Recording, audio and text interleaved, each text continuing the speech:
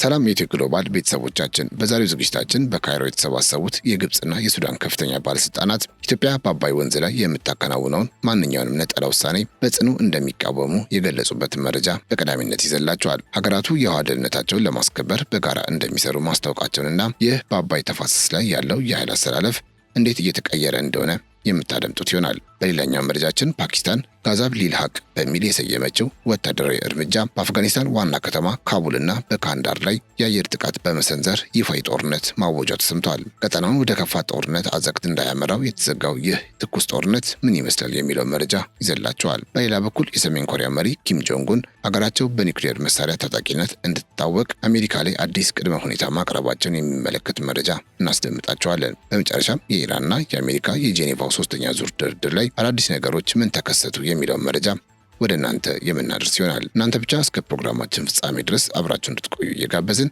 ቻናላችንን ሰብስክራይብ፣ ይህን ቪዲዮ ደግሞ ላይክ እንድታደርጉ በአክብሮት እንጠይቃችኋለን።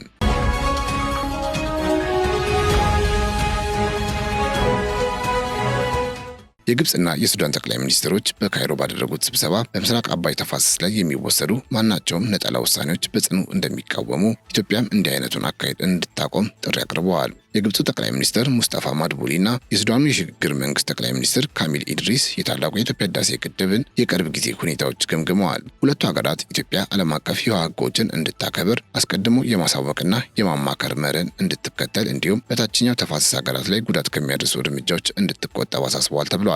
ግብጽና ሱዳን የ1959ን ስምምነትና ዓለም አቀፍ ህጎችን መሰረት በማድረግ የውሃ ደህንነታቸው እንዲጠበቅና ሙሉ የውሃ ድርሻቸውን ለማስከበር እንደሚሰሩ ገልጸዋል። ሁለቱ የታችኛው ተፋሰስ ሀገራት የውሃ ደህንነታቸውን የማይነጣጠል አንድ ወጥ ጉዳይ አድርገው እንደሚመለከቱት በመግለጽ በክልላዊና ዓለም አቀፋዊ መድረኮች ያላቸውን አቋም ሙሉ በሙሉ ለማስተባበርም ተስማምተዋል። ኢትዮጵያ ግድቡን በብቸኝነት የመሙላትና የማንቀሳቀስ ስራዋ ዓለም አቀፍ ህግን የሚጥስና ለቀጠናው አለመረጋጋት ምንጭ እንደሆነ ማስጠንቀዋል። ግብጽ በተለይ ከታዳሽ የውሃ ሀብቷ 98 በመቶን ከአባይ ወንዝ የምታገኝ በመሆኗ በአንድ ጠብታ ውሃ ላይ እንኳ የሚመጣን ድርድር እንደማትቀበልና ጉዳት ከደረሰባትም ዓለም አቀፍ ህግን መሰረት በማድረግ ምላሽ እንደምትሰጥ የአገሪቱ የውጭ ጉዳይ ሚኒስትር ገልጸዋል ሲል የዘገበው አህራም ኦንላይን ነው። የህዳሴ ግድብ ግንባታ ተጠናቆ በይፋ መመረቁ በሶስቱ ሀገራት መካከል ያለውን ውጥረት ይበልጥ እንዲባባስ ያደረገው ሲሆን ግብጽና ሱዳን ግንባታውን ባይቃወሙም ግድቡ የሚመራበት ህጋዊ አስገዳጅ ያለው ስምምነት እንዲኖር ለዓመታት ሲጠይቁ ቆይተዋል ብሏል። ባለፈው ጥቅምት ወር ላይ ግብጽ ኢትዮጵያ ግድቡን ያለምንም ቅንጅትና በችኮላ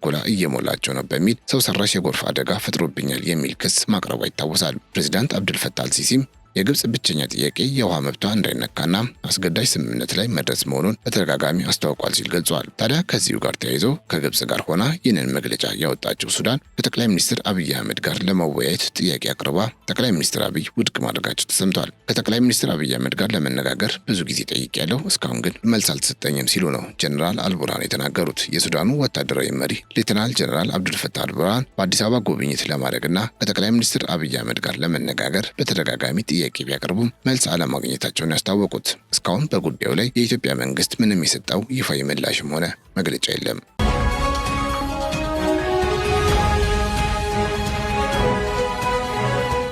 በፓኪስታንና በአፍጋኒስታን መካከል ይፋዊ ጦርነት ታውጇል። ፓኪስታን በአፍጋኒስታን ታሊባን መንግስት ላይ ይፋዊ ጦርነት ማወጇን ተከትሎ የፓኪስታን አየር ኃይል በአፍጋኒስታን ዋና ከተማ ካቡልና በደቡባዊቷ ካንዳሃር ከተማ ላይ ከባድ የአየር ጥቃት መፈጸሙ ተረጋግጧል። ፓኪስታን ጋዛብ ሊል ሀቅ በሚል የሰየመችው ይህ ወታደራዊ እርምጃ የተወሰደው በሁለቱ ሀገራት ድንበር ላይ በነበረ የተኩስ ልውውጥ ሁለት የፓኪስታን ወታደሮች መገደላቸውን ተከትሎ ለተከፈተው ግልጽ ትንኮሳ ምላሽ ለመስጠት መሆኑን የመከላከያ ሚኒስትሩ አስታውቋል። ጥቃቱ የደረሰው በካቡል በካንዳርና በፓክቲያ ግዛቶች በሚገኙ የታሊባን ወታደራዊ ይዞታዎች ላይ መሆኑን የመረጃ ሚኒስትሩ የገለጹ ሲሆን የታሊባን ቃል አቀባይ በበኩላቸው ጥቃቱን ፈሪነት ሲሉ ኮንነው ቢያንስ 3 ከባድ ፍንዳታዎች መሰማታቸውን አረጋግጠዋል። ይህ የፓኪስታን አየር ኃይል በአፍጋኒስታን ግዛት ውስጥ የወሰደው ድብደባ በሁለቱ ጎረቤት ሀገራት መካከል የነበረውን ወትሮም ቀዝቃዛ የነበረውን ግንኙነት ወደ ለየለት ወታደራዊ ግጭት የቀየረው ሲሆን ድርጊቱ ለዓመታት የቆየውን የድንበር ውጥረት ወደ አዲስና አደገኛ ምዕራፍ አሸጋግሮታል። የፓኪስታን መንግስት ድብደባውን የፈጸመው በአገሪቱ ውስጥ ለሚፈጸሙ የሽብር ጥቃቶች ተጠያቂ ናቸው ያላቸውን ታጣቂዎች የመሸሸጊያ ቦታ ለማጥፋት ያለመ መሆኑን ቢገልጽም ድርጊቱ የአፍጋኒስታንን ሉዓላዊነትና የድንበር መርህ በቀጥታ የሚጥስ በመሆኑ ታሊባን ከፍተኛ ተቃውሞውን አሰምቷል። የአፍጋኒስታን መከላከያ ኃይል በበኩሉ ይህንን ወረራ ተከትሎ በድንበር አካባቢ የከባድ መሳሪያ ተኩስ በመክፈት ምላሽ የሰጠ ሲሆን የሁለቱ ሀገራት ወታደራዊ ክፍሎች በንቃት ላይ በመሆናቸው ቀጠናው በቀላሉ ወደማይገታ ሰፊ ጦርነት ሊያመራ የሚችልበት ስጋት ደቅኗል። በድንበር አካባቢ የሚኖሩ ንጹሐን ዜጎች ለሞትና ለከፋ መፈናቀል የተዳረጉበት ይህ ግጭት የሁለቱ ሀገራት የደህንነት ስጋት ከፖለቲካዊ ውይይት ይልቅ ወደ ኃይል አጠቃቀም ማዘንበሉን በግልጽ የሚያሳይ ነው ሲል አሶሲኤትድ ፕሬስ ዘግቧል። ፓኪስታን የደህንነት ጥበቃዋን ለማጥበቅ የምታደርገው ጥረት በአፍጋኒስታን በኩል እንደ ወረራ በመቆጠሩ የዲፕሎማሲ ግንኙነቱ ሙሉ በሙሉ በመቋረጡና የሁለቱ ሀገራት መሪዎች ጠንካራ አቋም በመያዛቸው ሁኔታው በአጭር ጊዜ ውስጥ ይፈታል ተብሎ አይጠበቅም ተብሏል። ዓለም አቀፉ ማህበረሰብ ይህንን ግጭት በአስቸኳይ ጣልቃ ገብቶ ካላቆመው በደቡብና መካከለኛ እስያ ያለውን ጂኦፖለቲካዊ ሚዛን ሊያናጋ የሚችል የሰብአዊና የጸጥታ ቀውስ ሊያስከትል ይችላል ሲልም ዘገባው አትቷል።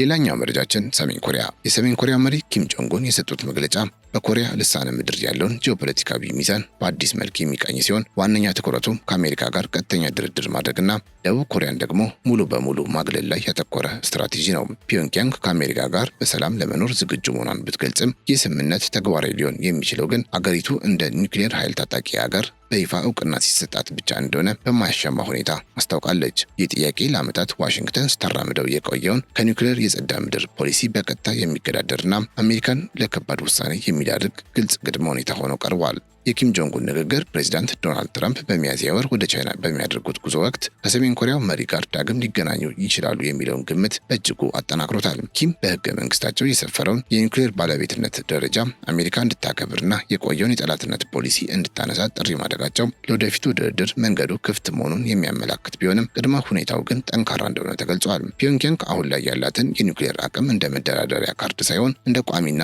የማይገሰስ የሀገር መከላከያ ቁልፍ መሳሪያ አድርጋ መውሰዷን ለዓለም አቀፍ ማህበረሰብ ዳግም ያሳየችበት አጋጣሚ ተደርጎም ተወስዷል። በሌላ በኩል ሰሜን ኮሪያ በጎረቤቷ ደቡብ ኮሪያ ላይ የያዘችው አቋም ከወትሮ በተለየ መልኩ እጅግ የከረረና የቆየውን የወንድማማችነት ወይም የውህደት ተስፋ ሙሉ በሙሉ ያጨለመ ሆኖ ተገኝቷል። ደቡብ ኮሪያን ዋነኛ ጠላት ሲሉ የፈረጇት ኪም ከእንግዲህ ከሲኦል ጋር ምንም አይነት እርቅ ወይም የጋራ ንግግር እንደማይታሰብና ደቡብ ኮሪያ ከወገኖቻቸው ዝርዝር ውስጥ በቋሚነት መሰረዟን አውጀዋል። ይህ ከደቡብ ጋር ፍቺ ከዋሽንግተን ጋር ድርድር የሚለው አዲስ ስትራቴጂ ደቡብ ኮሪያን በመሃል ሳያስገቡ ከአሜሪካ ጋር ብቻ ሁለተኛ ግንኙነት በመፍጠር ዓለም አቀፍ ተቀባይነትን ለማግኘት የታለመ ዲፕሎማሲያዊ ሽግግር ነው። ኪም ጆንግ ኡን ደቡብ ኮሪያ የሀገራችን ጸጥታ የምታወቅ ከሆነ ደብዛዋን ልናጠፋት እንችላለን የሚል እጅግ አደገኛና ቀጥተኛ ማስጠንቀቂያ መስጠታቸው በሁለቱ ሀገራት መካከል ያለውን ውጥረት ወደ ከፍተኛ ደረጃ አድርሶታል። መሪው ይህንን ዛቻ የሰነዘሩት ለሚቀጥሉት 5 ዓመታት የሚተገበረውን የፖሊሲ አቅጣጫ ይፋ ባደረጉበት የገዢው ፓርቲ ጉባኤ ማጠናቀቂያ ላይ ሲሆን ይህም የቃላት ጦርነት ብቻ ሳይሆን የታቀደ ወታደራዊ ዝግጅት መሆኑን አመልክቷል።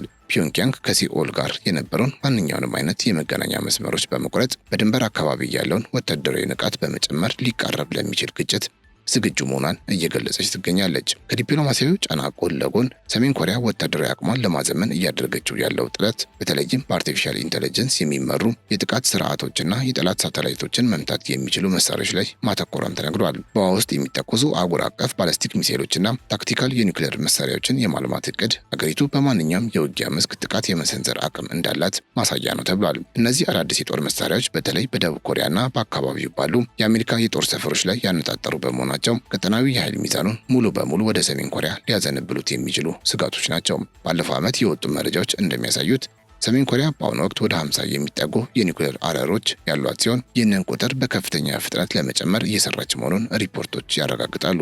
ይህ የኒውክሌር ክምችት መጨመር ኪም ጆንግ ኡን ከአሜሪካ ጋር ለሚያደርጉት ድርድር ትልቅ የመደራደሪያ ጉልበት የሚሰጣቸው ሲሆን ኒውክሌርን አሳልፈው የመስጠት ሀሳብ ከአጀንዳቸው ውጪ መሆኑንም ያሳያል። አገሪቱ የኒውክሌር አቅሟን ማሳደጓን የቀጠለችው እንደ ሉዓላዊነቷ መገለጫ በመሆኑ አሜሪካ ይህንን ሀቅ ተቀብላ ድርድር እንድትጀምር ግፊት ለማድረግ የታሰበና የተጠና የረጅም ጊዜ ስትራቴጂ መሆኑ ተጠቁሟል። ደቡብ ኮሪያ በበኩሏ የሰሜን ኮሪያን ጠባጫሪነትና ጠላትነትን ምርጫ ማድረጓን በመኮነን ድርጊቱ እንዳሳዘናት ገልጻለች። አሁንም ለሰላም የሚደረገው ጥረት በትዕግስት እንደሚቀጥልም ጨምር አስታውቃለች። ሴኡል የሰሜን ኮሪያን ዛቻ በቀላል ባትመለከተውም የዲፕሎማሲ በሮችን ክፍት በማድረግና ከአሜሪካ ጋር ያለውን የመከላከያ ስምምነት በማጠናከር የራሷን ደህንነት ለማስጠበቅ እየጣረች ትገኛለች ተብሏል። ሆኖም የኪም ጆንግ ኡን አስተዳደር ደቡብ ኮሪያን ከማንኛውም የድርድር ሂደት ማግለሉ በሁለቱ ኮሪያዎች መካከል ለነበረው የሰላም ተስፋ ትልቅ እንቅፋትና ለቀጠናው ደህንነት ደግሞ አዲስ ፈተና ሆኖ ተደቅኗል። በአጠቃላይ የሰሜን ኮሪያ ወቅታዊ አቋም አሜሪካን እንደ ብቸኛ የንግግር አጋር፣ ደቡብ ኮሪያን ደግሞ እንደ ዋነኛ የጥፋት ኢላማ የመመልከት ስትራቴጂካዊ ሽግግርን ያሳያል። ኪም ጆንግ ኡን የኒውክሌር ኃይል ባለቤትነታቸውን ዓለም እንዲቀበለው የሚያደርጉት ግፊት በኮሪያ ልሳነ ምድር ለሚገኙት ወገኖችም ሆነ ለዓለም አቀፉ ማህበረሰብ አዲስና ውስብስብ የፖለቲካ ምዕራፍ ከፍቷል። አሜሪካ ለዚህ ጥያቄ የምትሰጠው ምላሽና በሚያዝያ ወር ሊካሄድ የሚችለውን የሚባለውን ንግግር የቀጠናውን ሰላም ወይም ይበልጥ የከፋ ግጭትን ሊወስን የሚችል ወሳኝ ክስተት እንደሚሆን ይጠበቃል።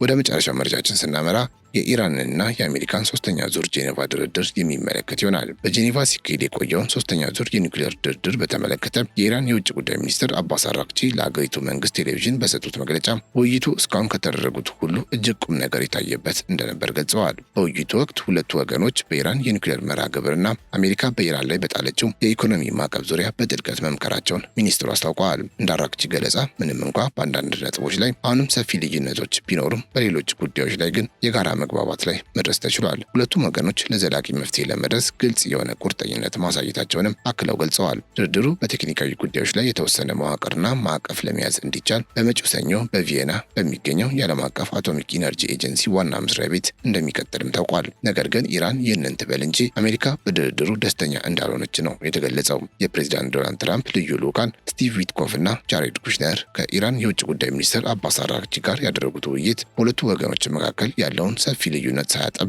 መጠናቀቁን ቻናል 12 ዘግቧል። ከጉዳዩ ቅርበት ያላቸው ምንጮች እንደገለጹት ስቲቭ ዊትኮፍ እና ጃሬድ ኩሽነር ከመጀመሪያው ዙር ውይይት ሲወጡ ኢራን ባቀረበችው ሀሳብ ደስተኛ እንዳልነበሩና በሁለቱ ሀገራት መካከል ያለው አለመግባባት አሁንም ጥልቅ መሆኑን የዘገባው መረጃ ያመለክታል። ምንም እንኳ ውይይቱ ቀጥታና በተዘዋዋሪ መንገዶች ቢካሄድም አሁንም በርካታ ጉዳዮች ለቀጣይ ምክክር የቀጠሉ መሆናቸው ተገልጿል። በኦማን የውጭ ጉዳይ ሚኒስትር በድር አልቡሳይድ አማካኝነትና በዓለም አቀፍ የአቶሚክ ኢነርጂ ኤጀንሲ ኃላፊ ራፋኤል ግሮሲ ተሳትፎ የተካሄደው ይህ ምክክር ለበርካታ ሰዓታት የቆየ ቢሆንም በዋና ዋና ጉዳዮች ላይ ስምምነት ላይ መድረስ አልተቻለም ሲል ዘገባው ጨምሮ ገልጿል። በውይይቱ ወቅት ቴህራን የዩራኒየም ማበልጸግ ስራዋን ለሕክምና አገልግሎት ብቻ እንዲሁን ለመገደብና የኒውክሌር እንቅስቃሴዋን ላልተወሰኑ ጥቂት ዓመታት ለማቆም ፈቃደኛ መሆኗን ገልጻለች ተብሏል። ከጥቂት ዓመታት በኋላ ግን ማበልጸጉን በቀጠናዊ ማዕቀፍ ስር ለመቀጠል ፍላጎት እንዳላት አቅርባለች። ይሁን እንጂ ዋሽንግተን የጊዜ ገደብ የሌለውና ዘላቂ የሆነ ስምምነት እንዲፈረም ጥብቅ ጥያቄ አቅርባለች። አሜሪካ በቴህራን የምርምር ማዕከል ውስጥ አነስተኛ ደረጃ ያለው ማበልጸግ እንዲቀጥል ልትፈቅድ ብትችልም የኢራን የኒውክሌር ተቋማት ሙሉ በሙሉ እንዲፈርሱና እስካሁን የለማው ዩራኒየም በሙሉ ከሀገር እንዲወጣ አጥብቃ እየጠየቀች ትገኛለች።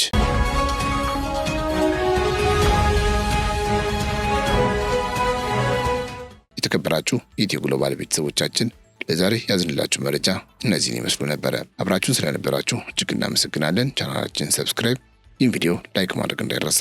በያላችሁበት ሰላም